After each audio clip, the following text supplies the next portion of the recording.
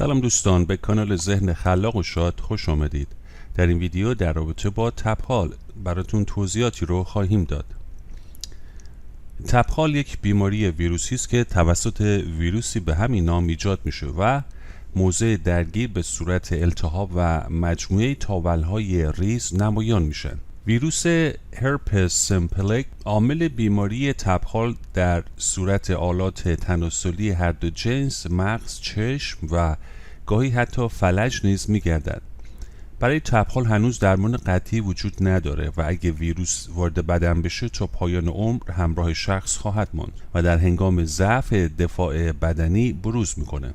اگرچه در برخی بیماران و پس از چندین سال عود میکنه، اما مجدداً تبخال به طور ناگهانی ظاهر میشه و میتونه به دیگران هم سرایت کنه. تبخال ممکنه در 4 جای بدن ظاهر بشه. اولین محل تبخال لثه می باشه. در این حالت شدیدترین درد در قسمت لثه درگیر می شود. محل دوم تبخال تناسلی است. تبخال ناحیه تناسلی عبارت از یک عفونت ویروسی ناحیه تناسلی که از راه آمیزش انتقال می‌یابه. این عفونت در مردان و زنان میتونه رخ بده. از جمله نواحی که امکان درگیری اونها وجود داره عبارتند از مجرای تناسلی، گردن رحم، رانها و آلت تناسلی. تبخال تناسلی معمولاً همراه با سایر بیماری‌های آمیزشی رخ می‌دهد. محل سوم تبخال مری است که احساس درد هنگام بلعیدن غذا در بیمار رخ می‌دهد. محل چهارم تبخال انگشت است که همینطور از اسمش مشخصه در بندهای انگشت‌ها به وجود میاد و دارای درد شدیدی میباشد. اما چه درمان‌هایی برای تبخال استفاده میشه؟ درمان دارویی ضد ویروس اسکلوور استفاده میشه. همینطور استفاده از عصاره گیاه سالویا یا مریم گلی به صورت موضعی سبب بهبود سریع این بیماری میشه. مواد مؤثر موجود در این گیاه توجون و اولناید اسید است. اولناید اسید موجود در عصاره مریم گلی با مکانیزمی مشابه اینترفرون آلفا سبب اختلال در هماهنگسازی ویروس هرپس سیمپلکس نوع اول و در نتیجه مهار مراحل اولیه چرخه عفونت‌زایی اون میشه. عصاره این گیاه در زمان اتصال ویروس به سلول‌ها با تداخل در پوشش ویرونی ویروس از اتصال و ورود این عوامل به داخل سلول‌های میزبان و آلوده کردن اونها جلوگیری میکنه و سبب کاهش تشکیل پلاک ناشی از ویروس هرپس سیمپلکس نوع اول میشود. لونیک موجود در گیاه مریم گلی مانند فلاوونیدها، تاننها و مشتقات کافئیک اسید با اشغال کردن رسپورهای موجود در سطح ویروس از اتصال ویروس به سلولهای میزبان جلوگیری میکنند و موجب غیر فعال شدن ویروس هرپس سیمپلکس میشود. علاوه بر درمان گیاهی، یکی از داروهای موجود در بازار به نام والاسیکور نام دارد و به شکل قرص در بسته‌های 500 و 1000 میلی گرم در داروخانه‌ها عرضه می شود. والاسیکور در واقع یک پیشداروست که در بدن به آسیلوکور تبدیل می شود. همینطور پمادهای ضد ویروس گیاهی مانند میرتوبولکس، آفتوپلکس و ملیسا نیز در تسکین علائم بسیار کمک کننده هستند. در تمامی این داروها رعایت یک نکته ضروری است و آن هم این که با مشاهده اولین علائم سوزش، خارش و یا گزگز شدن پوستی باید درمان رو آغاز کنید تا نتایج سریعتر و بهتری مشاهده بشه. داروهای ضد ویروسی میتونن نشانه ها رو تضعیف بکنن و دوره عفونت رو کاهش بدن. اما چطور میتونید از این بیماری پیشگیری کنید؟ یکی از اهداف اصلی درمان کاهش تحریک بافته که به علت خاراندن یا پوشیدن لباسهای تنگ ایجاد میشه. سعی کنید ناحیه آلت تناسلی رو با استحمام روزانه و نظافت کافی پس از اجابت مزاج و دفع ادرار تمیز نگه دارید.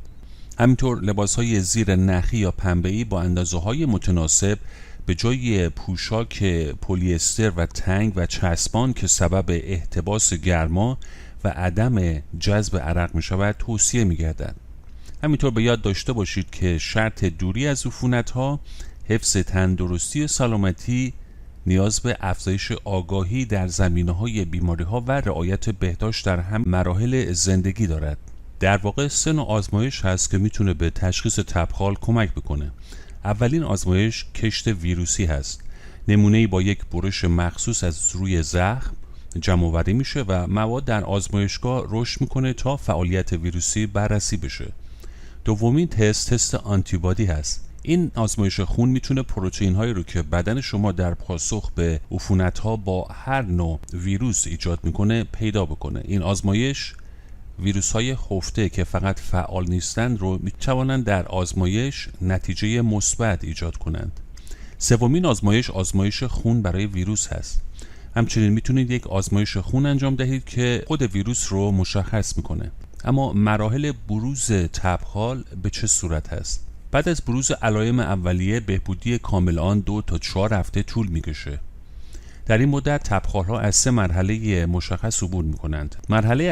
مرحله اول انتشار تبخاله.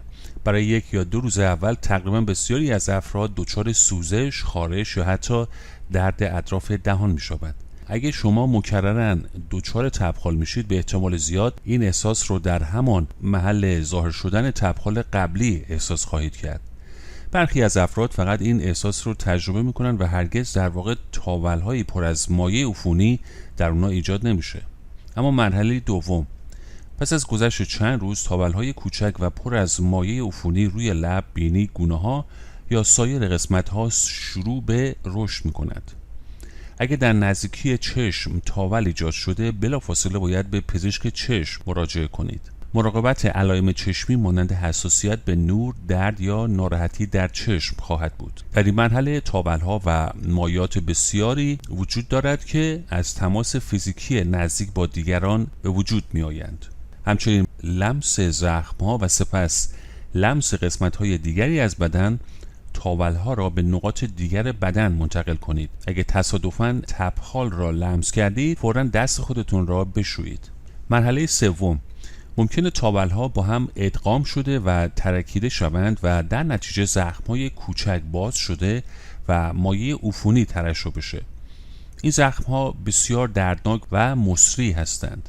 بعد از گذشت چند روز زخم‌های باز شده شروع به خشک شدن کرده و بسته می‌شوند. زخم‌ها می‌توانند بسیار خارشدار و حتی ترک خورده بشوند. بنابراین از گاز گرفتن یا کندن آنها خودداری کنید، زیرا این کار میتونه ناراحتی رو بدتر بکنه. بین 5 تا 15 روز پس از بروز اولیه پوست شدن مناطق آسیب دیده شروع به بهبود می‌یابد. و همینطور میتونید به توصیه‌های زیر هم عمل بکنید.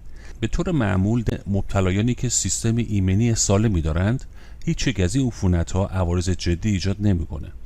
اگه دچار تبخال‌های تکرار شونده لب و اطراف آن هستید ممکنه نیازی به درمان نداشته باشید مگر اینکه عفونت‌ها شدید بشن، بیش از 6 بار در سال عود بکنن یا باعث درد شدید بشن. همینطور آگاهی داشتن کامل از شرایطتون میتونه به شما کمک بکنه. بدانید چه موقع به دنبال معالجه پزشکی باشید تا از عواقب احتمالی جدی آن خودداری کنید. با گذشت زمان یاد خواهید گرفت که در صورت بروز مجدد تبخال محرک‌های خودتون رو بشناسید.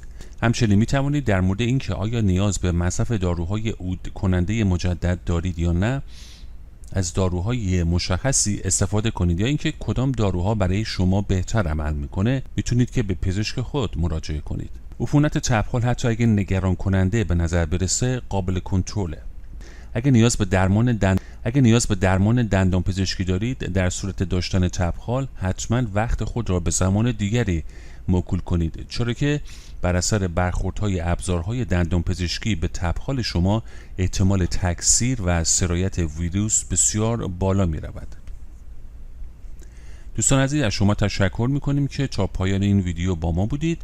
لطفا این ویدیو رو لایک کنید، اونو به اشتراک بذارید و عضو کانال ما هم بشوید. امیدواریم که همیشه شاد و سلامت